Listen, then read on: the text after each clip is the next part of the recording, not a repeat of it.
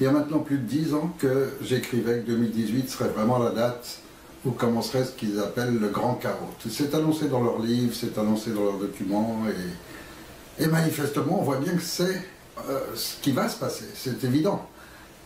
Et maintenant on est vraiment tout près de la date, et puis plus le temps passe, et plus la réaction va être difficile.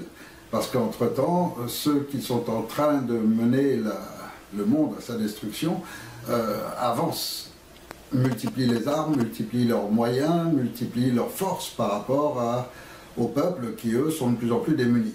Alors aujourd'hui, en France, on assiste à un phénomène qui est bien notable, à savoir que de plus en plus maintenant, il y a des policiers ou des gendarmes qui sont agressés, parfois tués, par des gens qui sont prêts à se suicider, qui n'en peuvent plus, et puis qui ne veulent pas partir tout seuls, qui veulent emmener un flic, un gendarme. Pourquoi? Parce qu'aujourd'hui, un gendarme ou un policier représente la mafia, représente le mal, représente le mercenaire qui s'est mis à la solde d'une mafia pour extorquer de l'argent aux simples citoyens, pour l'oppresser en permanence, pour le réprimer s'il ose manifester ou exprimer son désaccord. Et puis aujourd'hui, le policier et le gendarme, c'est lui qui va expulser les gens de chez eux parce que les multinationales, les banques travaillent à appauvrir de plus en plus les gens. C'est lui aussi qui sert à enlever les enfants dans les familles. Et donc on en est maintenant à presque 300 000 enfants placés abusivement chaque année. Tout ça parce que maintenant l'enfant est devenu une marchandise. Une marchandise, on l'enlève à ses parents, on le place de force dans des orphelinats, dans des instituts spéciaux, et puis en fait ils finissent par aboutir dans les réseaux pédocriminels que protège la justice.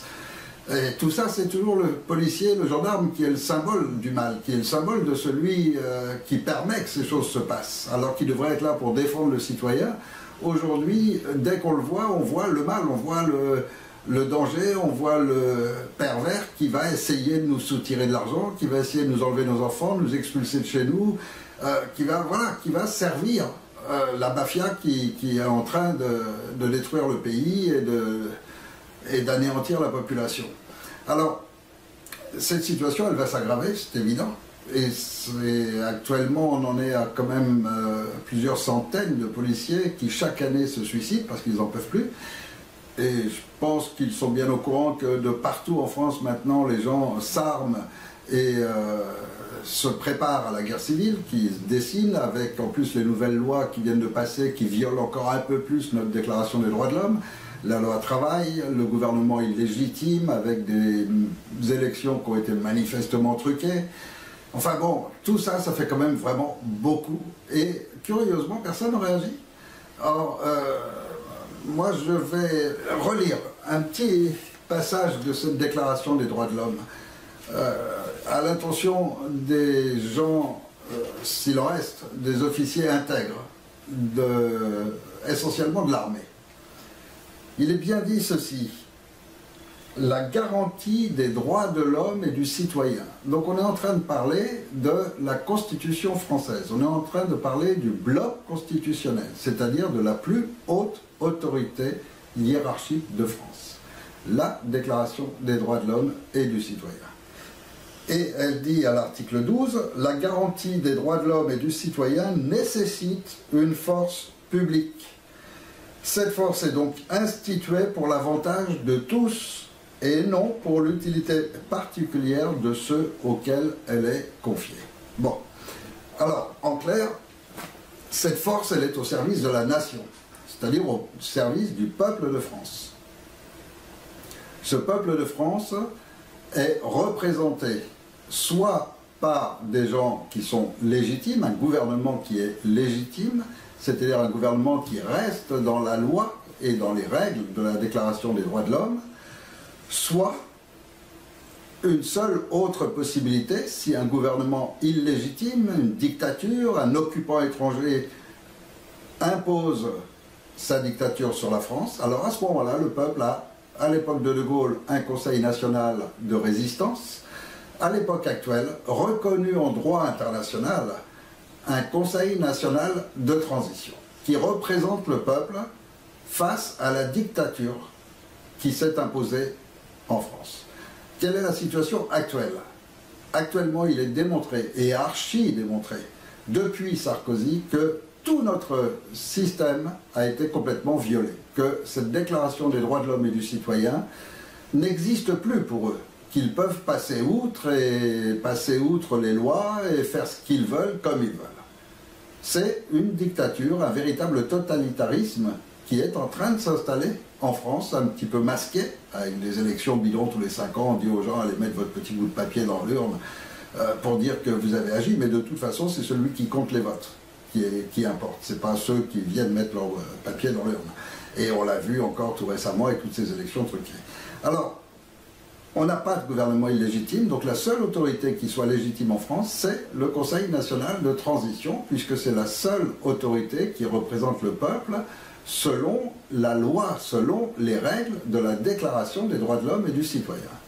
Alors, pour ces raisons, quand Sarkozy est passé au pouvoir, il a voulu immédiatement empêcher l'armée de pouvoir réagir et mettre un frein aux manipulations qu'il a fait, comme vendre notre or, comme trafiquer le référendum, comme... bon, il y en a tellement, et puis commencer à lancer les privatisations qui sont interdites par la Constitution, je le rappelle. Or, non seulement il a lancé ça, mais les autres gouvernements qui ont suivi s'en donnent à cœur joie, puisque les Français n'ont pas réagi quand Sarkozy a commencé à vendre nos biens. Les autres derrière, ils vendent à tout va pour une bouchée de pain nos grandes entreprises, nos terres, nos bâtiments, nos industries, nos monuments même, absolument tout. Voilà, ils ne se gênent pas, ils vendent tout ce qui... Et on se retrouve avec maintenant une France qui appartient aux multinationales et aux banques. Alors, dans son travail, Sarkozy a fait quelque chose d'assez particulier, c'est d'envoyer l'armée française sous les ordres des Américains, en la mettant sous les ordres de l'OTAN, et de retirer à l'armée française la gendarmerie, qu'il a pris pour son compte. Donc, moralité, aujourd'hui, l'armée française, c'est plus rien. Il reste quelques généraux, quelques officiers qui, la plupart, ont été remplacés par les complices des politiciens, c'est-à-dire par des gens de la franc-maçonnerie, et non pas par des officiers militaires intègres. Alors, j'appelle ceux qui restent, s'il en reste, ces officiers intègres. Aujourd'hui, votre devoir, c'est de protéger la nation française. Et là, il est clair qu'elle va être détruite dans très peu de temps.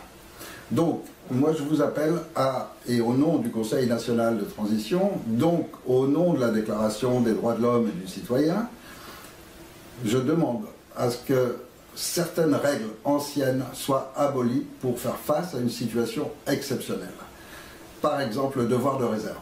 C'est fini. Il faut oublier ce devoir de réserve. Aujourd'hui, il n'existe plus.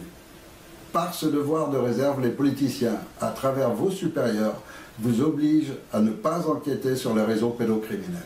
Vous obligent à cacher et à taire le nom des principaux criminels de France qui profitent de ces réseaux, qui font des manipulations économiques, qui volent littéralement notre pays et les Français. Et à chaque fois, vous devez fermer vos enquêtes. Vous n'avez pas le droit de l'ouvrir et c'est par le devoir de réserve que vous êtes tenu au silence. Et il y a beaucoup de choses à dénoncer et vous le savez pertinemment. Alors, au nom du peuple français, on vous libère complètement de ce droit de réserve. Par ailleurs, normalement, l'armée française ne peut pas intervenir sur le territoire. Et bien là, pour sauver la France, il faut des mesures exceptionnelles. Il faut que l'armée française intervienne sur le territoire de France. À vous de vous organiser, c'est votre métier, c'est votre fonction, c'est votre rôle, c'est votre mission. Vous devez protéger le peuple français qui en ce moment est en train d'être détruit. Et ça commence à être grave puisque maintenant ils s'en prennent à nos enfants. Donc, les vôtres aussi.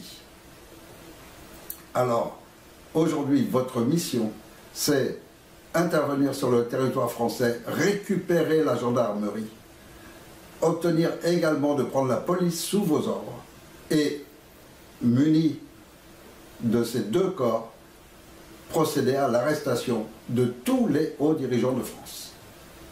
Alors, bien sûr, ces gens ont des gardes spéciales de la maçonnerie qui vont les protéger. Les brigades mobiles, les CRS, qui sont les brigades spéciales qui appartiennent exclusivement à la franc-maçonnerie. Mais en face de cette République et de cette franc-maçonnerie, il y a toute la France. Et il y a tous les Français qui sont avec vous et qui vous appellent, qui vous supplient, qui vous appellent au secours, qui vous disent sauvez notre pays, sauvez notre culture, sauvez nos valeurs, sauvez nos enfants. Donc, débrouillez-vous, organisez-vous, prenez contact avec le CNT. Si vous preniez l'initiative de par vous-même, ce serait un putsch. Et à ce moment-là, ce serait un putsch militaire et ça donnerait le droit aux spécialistes américains de venir attaquer la France, soi-disant pour établir la démocratie. En revanche, si vous intervenez parce que vous avez agi sous les ordres du Conseil national de transition, c'est-à-dire sous les ordres du peuple de France qui vous demande de le faire, alors vous êtes parfaitement légitime. Et vous mettez en place la transition, c'est-à-dire un conseil de citoyens qui va maintenir le pays en attendant qu'un nouveau système de gouvernance s'établisse. Donc, réunir les forces de gendarmerie, réunir les forces de police, et sous votre contrôle et sous votre direction, en accord avec les dirigeants du CNTF et avec les avocats, les juristes qui travaillent avec nous, arrêter tous ces hauts dirigeants qui sont tous passibles de peine de réclusion à perpétuité. Si on applique la loi, si on applique le code pénal, je vous invite à lire les articles 410, 411, 412 du code pénal et vous verrez qu'ils tombent tous sous le coup de la loi de la réclusion criminelle à perpétuité. Alors on vous demande de toute urgence d'aller arrêter ces gens-là et de libérer la France de leur emprise. Et le conseil de transition se mettra en place immédiatement, assurera que toutes les institutions continuent de fonctionner normalement et qu'il n'y aura aucun chaos en France. Mais grâce à votre intervention. Et là, vous aurez joué votre rôle. C'est votre mission, c'est votre devoir.